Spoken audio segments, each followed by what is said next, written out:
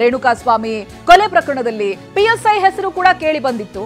ನಿಮಗೆ ನೆನಪಿರಬಹುದು, ಕೊಲೆ ಕೇಸ್ನಲ್ಲಿ ಪಿಎಸ್ಐ ವಿನಯ್ ಹೆಸರು ಕೇಳಿ ಬಂದಿತ್ತು.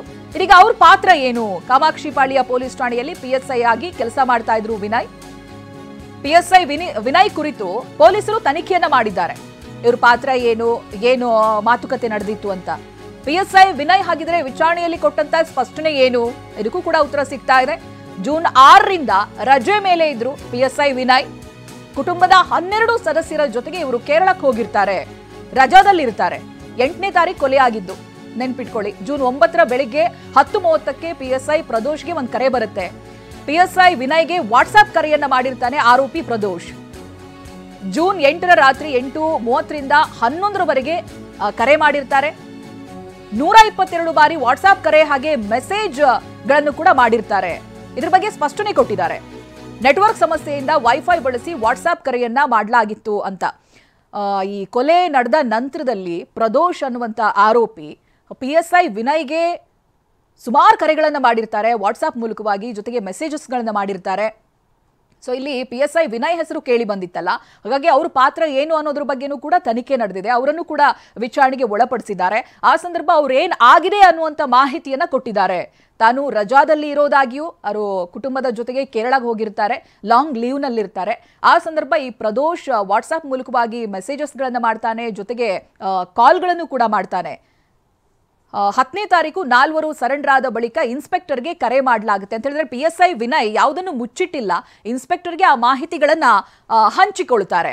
ಈ ಬಗ್ಗೆ ಡೀಟೇಲ್ಸ್ ಅನ್ನ ಪಡೆದುಕೊಳ್ತಾ ಹೋಗ್ತೀನಿ. ಪ್ರತಿನಿಧಿ ಶಿವಪ್ರಸಾದ್ ಲೈವ್ ನಲ್ಲಿ ಜಾಯ್ನ್ ಆಗ್ತಾ ಇದ್ದಾರೆ. ಶಿವಪ್ರಸಾದ್, ಈ ಪಿಎಸ್ಐ ವಿನಯ್ ಹೆಸರು ಕೇಳಿ ಬಂದಿರೋದು, ಅದಕ್ಕೆ ಸಂಬಂಧಪಟ್ಟಾಗಿ ಅವ್ರೇನ್ ಕ್ಲಾರಿಫಿಕೇಶನ್ ಕೊಟ್ಟಿದ್ದಾರೆ ಒಂದು, ಅದರ ಜೊತೆಗೆ ಈಗ ರಿಟ್ರೀವ್ ಆಗಿರುವಂತಹ ಫೋಟೋಗಳು ಅಡಿಷನಲ್ ಚಾರ್ಜ್ ಶೀಟ್ ಅನ್ನ ಸಲ್ಲಿಸಿದ್ದಾರಲ್ಲ, ಇವೆಲ್ಲವೂ ಕೂಡ ಮುಂದೆ ಯಾವ ರೀತಿಯಾಗಿ ಪರಿಣಾಮ ಬೀರಬಹುದು, ಪ್ರಬಲ ಸಾಕ್ಷಿಗಳಾಗಬಹುದು ಅನ್ನೋದ್ರ ಬಗ್ಗೆ ಏನೇನು ಡೀಟೇಲ್ಸ್ ಸಿಗ್ತಾ ಇದೆ?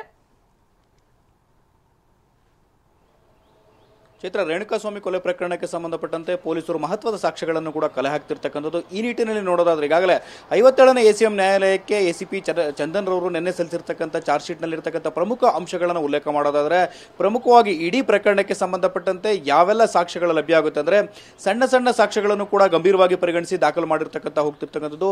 ಈ ಹಿನ್ನೆಲೆಯಲ್ಲಿ ಈಗಾಗಲೇ A1 ಮತ್ತು A2 ಆರೋಪಿಗಳಾಗಿರ್ತಕ್ಕಂಥ ದರ್ಶನ್ ಮತ್ತು ಪವಿತ್ರ ಗೌಡರವರ ಐಫೋನ್ಗಳೇನಿತ್ತು ಅವುಗಳನ್ನು ಕೂಡ ರಿಟ್ರೀವ್ ಮಾಡಬೇಕಾಗಿತ್ತು. ಈ ಹಿನ್ನೆಲೆಯಲ್ಲಿ ಹೈದರಾಬಾದ್ನ FSLಗೆ ಅದನ್ನು ಕಳಿಸಿಕೊಳ್ಳಲಾಗಿತ್ತು. CFSL ನಿಂದ ರಿಪೋರ್ಟ್ ಕೂಡ ಲಭ್ಯ ಆಗಿರ್ತಕ್ಕಂಥದ್ದು. ಆ ರಿಪೋರ್ಟ್ನಲ್ಲೂ ಕೂಡ ಈಗಾಗಲೇ ಅಡಿಷನಲ್ ಚಾರ್ಜ್ ಶೀಟ್ನಲ್ಲಿ ಮೆನ್ಷನ್ ಮಾಡಿರ್ತಕ್ಕಂಥದ್ದು. ತದನಂತರದಲ್ಲಿ PSI ವಿನಯ್ ಕುಮಾರ್ ಅವರ ಪಾತ್ರದ ಬಗ್ಗೆ ಒಂದಷ್ಟು ಕ್ಲಾರಿಫಿಕೇಶನ್ಗಳು ಬೇಕಿತ್ತು, ಸ್ಪಷ್ಟೀಕರಣ ಬೇಕಿತ್ತು. ಈ ಇಡೀ ಪ್ರಕರಣಕ್ಕೆ ಸಂಬಂಧಪಟ್ಟಂತೆ ಮೊದಲಿಗೆ ಈ ಇನ್ಸಿಡೆಂಟ್ ಆಗಿದೆ ಅಂತ ಹೇಳಿ, ಈ ಒಂದು ಕೃತ್ಯ ನಡೆದಿದೆ ಅಂತ ಹೇಳಿ ಮಾಹಿತಿ ಅವರಿಗೆ ಲಭ್ಯವಾಗಿತ್ತು. ಇದನ್ನು ಅವರು ಮುಚ್ಚಿಟ್ಟಿದ್ದಾರಾ ಅಥವಾ ಇಲಾಖೆಯೊಂದಿಗೆ ಹಂಚಿಕೊಂಡಿದ್ದಾರಾ ಅನ್ನೋದ್ರ ಬಗ್ಗೆ ಒಂದಷ್ಟು ಸ್ಪಷ್ಟೀಕರಣ ಬೇಕಾಗಿತ್ತು. ಈಗಾಗಲೇ ಅವರ ಹೇಳಿಕೆಯನ್ನು ಕೂಡ ಪೊಲೀಸರು ದಾಖಲು ಮಾಡಿಕೊಂಡಿರ್ತಕ್ಕಂಥದ್ದು. ಅವರಿಗೂ ಕೂಡ ನೋಟಿಸ್ ಅನ್ನು ನೀಡಿ ಅವರ ಹೇಳಿಕೆಯನ್ನು ದಾಖಲು ಮಾಡಿಕೊಂಡಂತೆ ಅವರು ಕೂಡ ಒಂದಷ್ಟು ಸ್ಪಷ್ಟೀಕರಣವನ್ನು ನೀಡಿರ್ತಕ್ಕಂಥದ್ದು. ಇಡೀ ಪ್ರಕರಣಕ್ಕೆ ಸಂಬಂಧಪಟ್ಟಂತೆ ಅವರಿಗೆ ಮೊದಲು ಮೆಸೇಜ್ ಯಾವ ರೀತಿಯಾಗಿ ಪಾಸ್ ಆಗಿತ್ತು, ಯಾರ ಮೂಲಕ ಪಾಸ್ ಆಗಿತ್ತು, ಯಾವ ರೀತಿಯಲ್ಲಿ ಅಂದರೆ ವಾಟ್ಸಪ್ ಕರೆ ಮಾಡಿ 122 ಬಾರಿ ಜೂನ್ 8ರಂದು ಪ್ರದೋಷ್ ಕರೆಯನ್ನು ಮಾಡಿರ್ತಾನೆ. ಎಲ್ಲ ಮಾಹಿತಿಗಳನ್ನು ಕೂಡ ಈಗಾಗಲೇ ತನಿಖಾಧಿಕಾರಿಯ ಜೊತೆಗೆ ಅವರು ಸ್ಟೇಟ್ಮೆಂಟ್ ಅನ್ನು ಮಾಡ್ಕೊಂಡಿರ್ತಕ್ಕಂಥ ರೀತಿಯಲ್ಲಿ ಹೇಳಿ ದಾಖಲು ಮಾಡ್ಕೊಂಡಿರ್ತಕ್ಕಂಥದ್ದು. ಒಟ್ಟಾರೆಯಾಗಿ ಇಡೀ ಘಟನೆ ನಡೆಯೋದಕ್ಕೆ ಮುಂಚೆ ಅಂದರೆ ಜೂನ್ 6ನೇ ತಾರೀಕಿನಿಂದಲೇ ಅವರು ರಜೆ ಮೇಲೆ ಹೋಗಿರ್ತಾರೆ. ಜೂನ್ 6ರಿಂದ 17ರವರೆಗೂ ಕೂಡ ರಜೆಯಲ್ಲಿದ್ದಂಥ ವಿನಯ್ ಕುಮಾರ್ಗೆ ಬೇರಿಂದ ಮೇಲೆ ಪ್ರದೋಷ್ ಕರೆಯನ್ನ ಮಾಡ್ತಿರ್ತಾನೆ. ಇಡೀ ಪ್ರಕರಣಕ್ಕೆ ಸಂಬಂಧಪಟ್ಟಂತೆ ಒಂದಷ್ಟು ಮಾಹಿತಿಗಳನ್ನು ಕೂಡ ಅವರಿಗೂ ಕೂಡ ನೀಡಿರ್ತಾನೆ. ಆದರೆ ಸರಿಯಾದ ಮಾಹಿತಿ ಲಭ್ಯ ಆಗದೆ ಇರತಕ್ಕಂಥ ಕಾರಣದ ಹಿನ್ನೆಲೆಯಲ್ಲಿ ಅಕ್ಯೂಸ್ಡ್ಗಳು ಬಂದು ಕಾಮಾಕ್ಷಿಪಾಳ್ಯ ಪೊಲೀಸ್ ಠಾಣೆ ಮುಂದೆ ಅವರು ಸ್ವತಃ ಅವರೇ ಬಂದು 4 ಜನ ಸರೆಂಡರ್ ಆದಂಥ ಸಂದರ್ಭದಲ್ಲೂ ಕೂಡ ಯಾವುದೇ ರೀತಿಯ ಸ್ಪಷ್ಟವಾಗಿ ಮಾಹಿತಿ ಸಿಗದೇ ಇರತಕ್ಕಂಥ ಹಿನ್ನೆಲೆಯಲ್ಲಿ ಅಲ್ಲಿರ್ತಕ್ಕಂಥ ಇನ್ಸ್ಪೆಕ್ಟರ್ ಜೊತೆಗೂ ಕೂಡ ಮಾಹಿತಿಯನ್ನು ಹಂಚಿಕೊಂಡು ಅವರಿಂದ ಮತ್ತಷ್ಟು ಸ್ಪಷ್ಟೀಕರಣವನ್ನು ಕೇಳುವಂಥ ಇನ್ಸ್ಪೆಕ್ಟರ್ ಕೂಡ ಕರೆ ಮಾಡಿ ವಿನಯ್ಗೆ ಹೇಳಿರ್ತಾರೆ. ಎಲ್ಲ ಮಾಹಿತಿಗಳನ್ನು ಕಲೆ ಹಾಕಿ ವಿನಯ್ ಮಾಹಿತಿ ಕೊಡುವಂಥ ಪ್ರಯತ್ನವನ್ನು ಕೂಡ ಮುಂದುವರಿಸಿರ್ತಕ್ಕಂಥದ್ದು. ಚೈತ್ರ, ಥ್ಯಾಂಕ್ ಯು ಶಿವಪ್ರಸಾದ್ ಮಾಹಿತಿಗಾಗಿ.